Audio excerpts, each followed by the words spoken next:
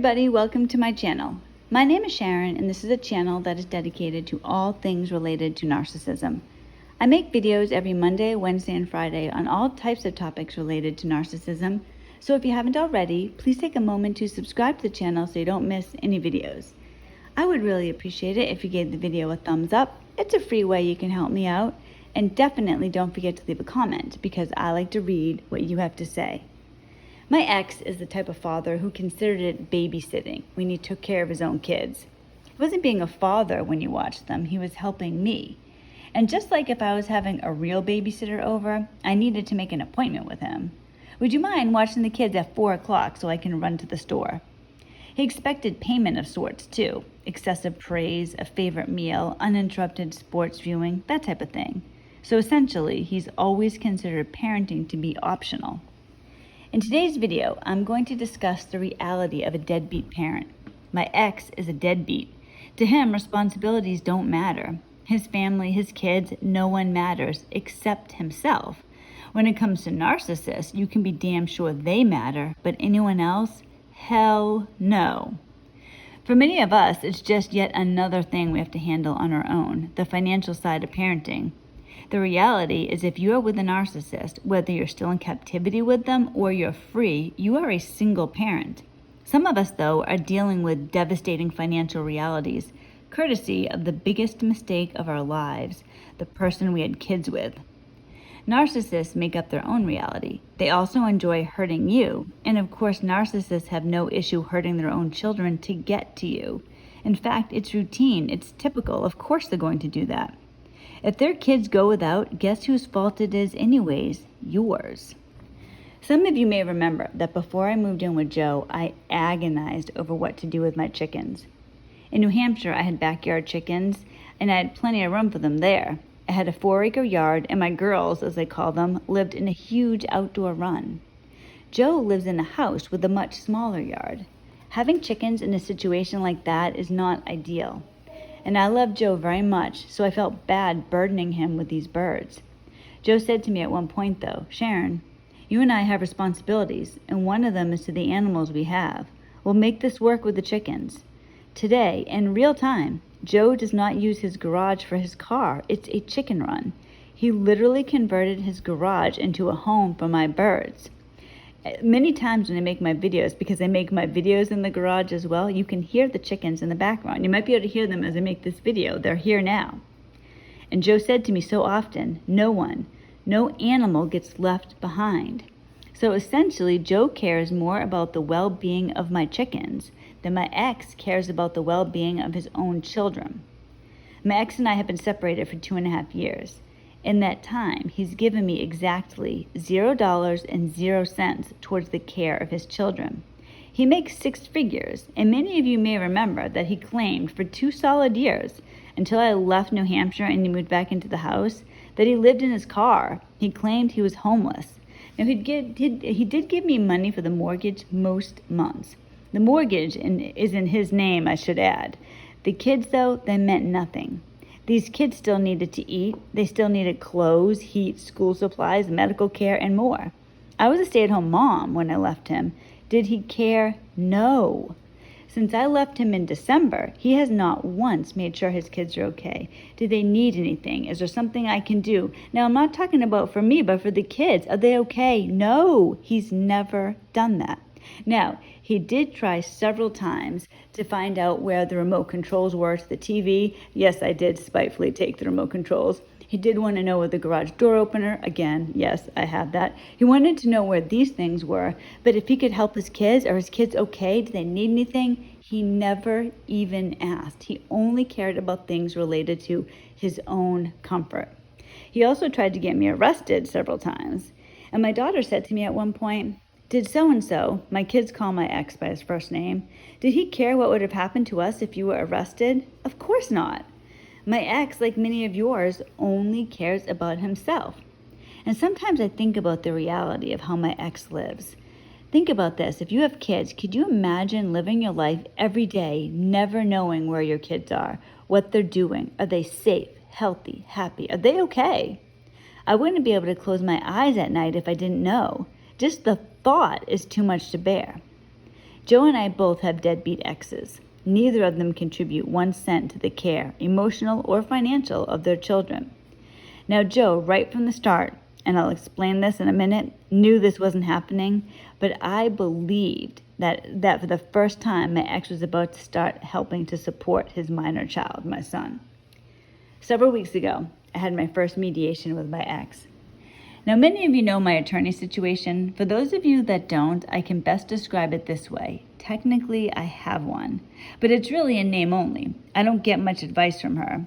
So I feel like a lot of the times, like I'm cluelessly stumbling around trying to end this nightmare alone. So I went into the mediation unprepared. I really didn't know what was going to happen, and I certainly had no expectations. I didn't even know that I could legitimately have expectations. I only knew that I needed to do this. To my complete surprise, the first mediation ended with me supposedly about to receive $645 every other week beginning June 17th. I excitedly told Joe this news. This was huge for us. Joe and I have 3 kids living with us. My son wants to get his driver's license, and driver's ed is not cheap. Some of you may remember that in a few weeks, 4 of my son's friends are coming here to visit him. That costs money, 4 more mouths to feed for a week. For 2.5 years, I have exclusively provided for my children, while the kid's father made 6 figures and ignored us. Finally, some relief was nearby. Joe told me that day, the same day that I told him I was about to get this money, he said, "It's not going to happen. Do not think about counting on that, Sharon." I told him, "No, I really think it is." My ex had agreed to this, and he didn't have to. I really believed it was a done deal. It was really strange the way it happened. So the mediation was 2 hours long. There were like less than 10 minutes left, and my attorney, I should actually explain the mediation. This, for those of you that don't know, because I really didn't know what it was going to be. Essentially, it was on Zoom, and so there was a mediator. And what he did is he put my ex and his attorney in one room, and me and my attorney in another room. Then he would go back and forth to the room. So he would talk to us, leave us alone, go talk to my ex, come back, tell us what he said, and vice versa.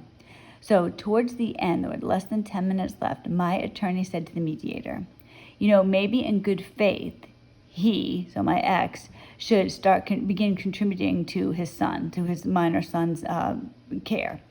So the mediator said, all right, he'll ask him. Now, when the mediator left to ask my ex this, my attorney said to me, there is no way he's going to agree to this. To our complete surprise, like a minute later, the mediator comes back and says, yes, he agreed to it. Now, he didn't have to. He easily could have said, well, this is coming up last minute. The mediation's just about to end. Let me think about this. Let me talk about it with my attorney. And then in the next mediation, a month later, in the next mediation, we can discuss this. But he didn't. He immediately said he was going to do that. So I believed it was true because he didn't have to do it. And I kept telling Joe that. I was like, no, Joe, he didn't have to do it. I really think he's going to.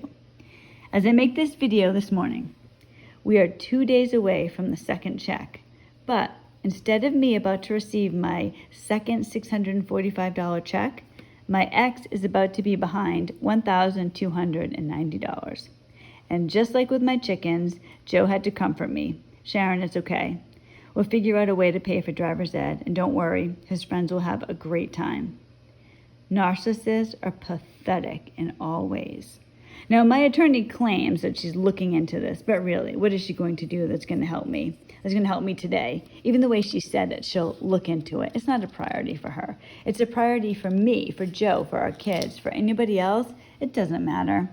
She's not going to press the issue. She could care less. I'm the one who's affected by this. My son is the one affected by this. He's the one who needs to take driver's ed. He's the one who deserves some fun with his friends that he was ripped away from because his father was trying to destroy us. It's always the kids who end up paying in these situations. Just yesterday I had a talk with my son. This whole thing has been difficult for my son, more so than my daughter. And I don't know if it's because just the difference between a man and a woman. My daughter is much more vocal. She shares things with me. My son is a little bit more closed off. But I'm going to talk to you the way that I talked to my son. I told him that in life, we can't always control how we're treated, and we can't control what happens to us. but we can control our response. And most importantly, we have to remember who ultimately is in charge. God is the one in charge. He sees everything, and He has never let us down. So I don't expect that He's going to let us down from this point on.